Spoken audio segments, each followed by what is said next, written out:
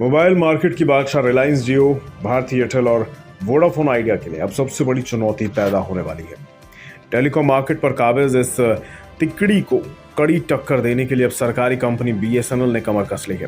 दरअसल सरकार ने तगड़े घाटे में चल रही बीएसएनएल पर बड़ा दांव चलने का मन बना लिया है।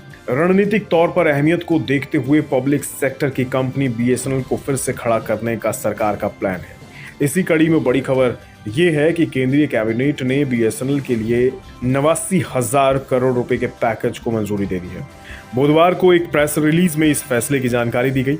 इस पैकेज का इस्तेमाल बीएसएनएल के 4G और 5G सर्विसेज की लॉन्चिंग के लिए किया जाएगा। जाहिर है 4G और 5G के मैदान में बीएसएनएल की चुनौती पेश करने से जियो और एयरटेल की पूरी बादशाहत हिल सकती है। इसकी वजह यह है कि सरकार ने अब बीएसएनएल के पीछे मजबूती से खड़े होने का फैसला कर लिया है। बीएसएनएल का नेटवर्क पूरे देश में है और ऐसे में उसके लिए इस मार्केट में निजी कंपनियों को चुनौती देने में ज्यादा मुश्किल नहीं होगी। इस कड़ी में एक अहम खबर यह भी है कि सरकार टेलीकॉम सेक्टर में दूसरी सरकारी कंपनी एमटीएनएल को बंद कर सकती है। बताया जा रहा है कि सरकार की मंशा एमटीएनएल का पूरा कामकाज बीएसएनएल में ट्रांसफर करने का है। पहले सरकार का इरादा इन दोनों कंपनियों को मर्ज करने का था। एमटीएनएल के लगातार बढ़ते लॉस और इस पर कर्ज के ऊंचे बोझ के चलते सरकार ये फैसला लेने का मन बना रही है। एमटीएनएल को बंद किया जाएगा और चूंकि ये एक लिस्टेड कंपनी है, ऐसे में सरकार इसके शेयरों को भी डीलिस्ट कराने पर विचार कर रही है। बीएसएनएल लिस्टेड कंपनी नहीं है और सरकार का इसे लिस्ट कराने का इरादा भी नहीं है। एमटीएनएल को 2022-23 में 2,910 करोड़ रुपए का लॉस हुआ है। इससे एक साल पहले कंपनी का लॉस 2,602 करोड़ रुपए था। इसके उलट बीते कुछ वर्षों में बीएसएनएल की वित्तीय हालत सुधरी है। 2021 में सरकार ने बीएसएनएल को 1.64 लाख करोड़ रुपए का पैकेज दिया था। मिंट की एक खबर में एक सरकारी अफसर के हवाले से कहा गया कि बीएसएनएल ने 7,000 करोड़ रुपए के बैंक लोन वक्त से पहले चुकाए हैं और कंपनी का इरादा अगले साल से 5G सर्विसेज को भी शुरू करने का है।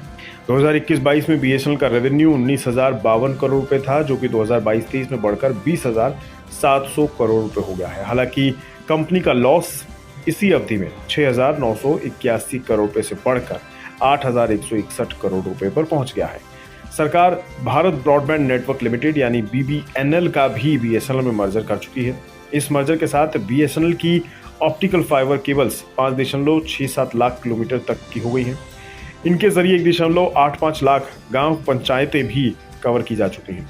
बीएसएनएल सरकारी कंपनी आईटीआई को 3,889 करोड़ रुपए का परचेज ऑर्डर भी दे चुकी है।